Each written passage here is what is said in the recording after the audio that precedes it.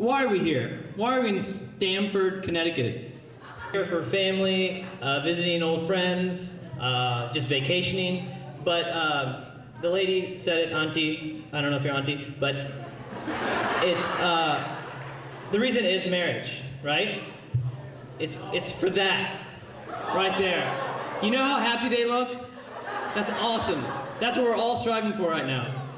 And the thing is, that's the ultimate goal of coming to this convention. One of them, of the many. And a lot of people wish that that would happen for them, you know, like and it's a matter of perspective. So a lot of the parents with youth here would want their kids to marry a Rajput, and vice versa. We won't mind marrying inside our own caste, if nothing else, to get our parents off our back. And so let's look at the numbers real quick. I'm going to compare us to other organizations that are somewhat the same. The success rate at RANA, which is the one on the right, 4.2%. That's Gujarati Association in North America. Now, 4.2%, they're Gujaratis. I guess they just marry more. They have better numbers. MAM is Marathi Association of Minnesota. They're beating us out, 3.1%. Dana, the Telugu people, have 2.1%. We are barely beating out the KKK. And we happen to be a legal organization, unlike the KKK. So that's why we should explore this topic a little further. I'm going to be talking about, to kind of define the problem, I'm going to categorize the parents in certain ways, and I'm going to categorize the youth, and then I'm going to describe some of the constructs I use to categorize the people, and then I'm going to present some personal solutions, and then we can talk about it. I'm down. So the categorization of the parents, there's three major groups. There's the people who care, and by care I mean meddle and interfere in your life.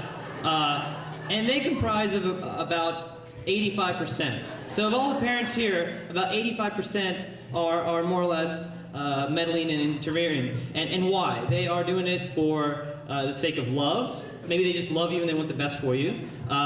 Boredom, their lives are so boring that they have nothing else to fixate on yours. And then the cultural and social pressures, which is essentially what will Auntie say if you marry a black person? And there's nothing wrong with marrying a black person, but what will they say? It's a social pressure that we've kind of made up in our head. The second part is the second group is those who don't care.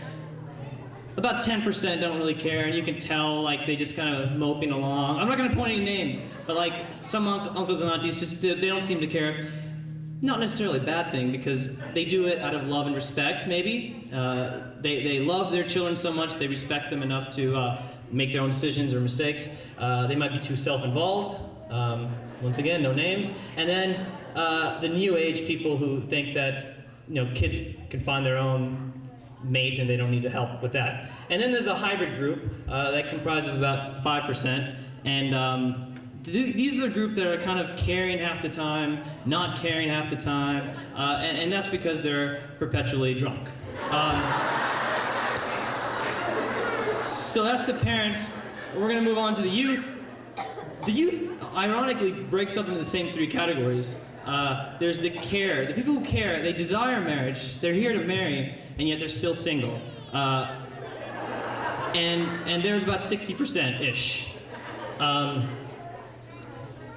And why are they still single? I mean, that's a big problem. Why are the people who want to get married still single? And that's baffling to a lot of people. It's something I call the Chewbacca factor. I'll define in a second. There's high standards. I'll describe that also, and age, and that's part of the high standards thing. The second group is the don't care. They're about 30% of the kids here. I mean, I've talked to them. They don't care. They're just here to party, and that's perfectly fine too. They could be jaded. They could be elitist. They could be content and lazy with it. You know, everything is fine. They could be too mature. They could be too young. They could be focused on their career, which is respectable. They may not just be ready to marry. They might not be ready to move on to the next level. And then, of course, the hybrid, a little bit more, is 5% of the adults, 10%, and they're also perpetually drunk. Here's the Chewbacca factor. All right. So these are for the youth who cares, right? They want to get married, and yet they have some kind of physical ailment that's preventable. That's the major thing, preventable, right? Excessive body hair, I'm not trying to make fun of anyone. Facial hair, acne, bacne, obesity, dandruff, halitosis, body odor. These are all things that are totally preventable. There's whole industries out there that the companies focus, like their selling point is to stop this stuff. So why don't you buy it, right? And for example, head and shoulders. You got dandruff? Perfect, it works. The scope, bad breath. You got some Proactive, Puffy uses it. Puffy, he uses it. Gillette, that's self-explanatory, and Dove, body wash. All right, I'm not gonna get too much into that, I'll get in trouble. All right, so here, there's a relationship between the age, eligibility, and standards, right? And let me define some stuff first. This is a chart with age as the x-axis and as you grow older. Eligibility is the dark line, which is how the community views you, how eligible you are, how many people want to maybe marry you. And then the standards is how you view yourself. Are you better than everyone? Are you less better than everyone? And it changes with time. So you can see the eligibility shoots up around the teens, so the standards a little lag behind.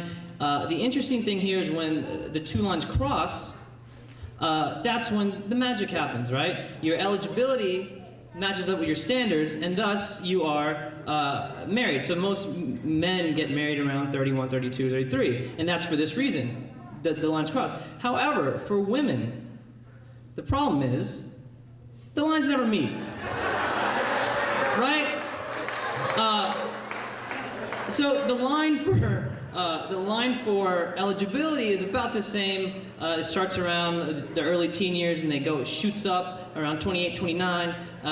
There's a drastic drop in eligibility just because our culture has created this idea that if you're older, then you can get the younger ones, or maybe the guys think that. But that happens. And the standards, of course, they are inflated the whole life. They never meet. You see the problem? This is right there. And so what's the solution? Or let's delve more deeper. Why are women having this problem? I would say there's a disconnection with reality, right? There's fantasy land on one hand, where they think they watch Bollywood movies and they think they belong with the hero, Shah Rukh Khan. He's a hero. He looks good. You know what? You know what reality is, though? That guy. That guy's reality, and there's nothing wrong with that guy. He's a perfectly normal guy. I Googled him, Google imaged him, and no one here. Hopefully not. That'd be weird. But that guy's there, and if you want to bring that factor of standards down, then you need to get into reality, which is that guy. All right. What are the solutions, right? I thought of 4. They break down into economic solutions, cultural solution, and one logical one. Economic solution 1 is strategically increase the pool of options. So the problem, as I just mentioned, is a lot of the kids, they all think they're friends with each other. I mean, they are friends with each other, so you're not going to date your sister because that's what we become, a big family. So we need to increase the people. I went on Shadi.com just a few days ago. I typed in Rajput or Kashriya or whatever it was, and Kashriya, sorry, Kashriya. And I went online and I found that guy. All right? That's reality. Reality, all right? And let me read you his bio. It's not a bad thing. His handle is sbishwash_1978. Perfectly normal. He's a, quote, very caring, honest, practical-minded guy with broad-minded outlook towards life. That's great. IT professional, also great. He likes gardening, landscaping, playing musical instruments, and DIY projects, which I had to find out, that's do-it-yourself projects. This guy is awesome, right? Why is he not here? We should be flying him and paying for his airfare because he wants to get married. He's on Shadi.com. And these are Rajputs. He's somewhere in the world walking around, not here. That needs to be pointed out. If more people like this come, we can get the marriages up in better numbers. The second one is you kind of incentivize the people. It's an economic problem. You let the families, you give them certain incentives, and a few examples are R.A.N.A. You give them R.A.N.A. life membership for free if your daughter or son marries within the R.A.N.A. people. So 2 families you'll give them like free hotel and like a free car rental, or just give them incentives. Or you can give them a Best Buy gift certificate, because who doesn't like those? Those are awesome, right? Or this is more for the traditional, for the daddies out there, a lifetime supply of Entrepreneur. Yeah, that's delicious. Entrepreneur, it's delicious. Long-term solution. All right. This is more of a much long-term. Increase the traditional arranged marriages. So what does that mean by that? I'm talking about at birth. And imagine how much fun this place would be if everyone was married. All the kids, even the young ones, just running around with their wives. It'd be great. Right? It'd be fun. Boom.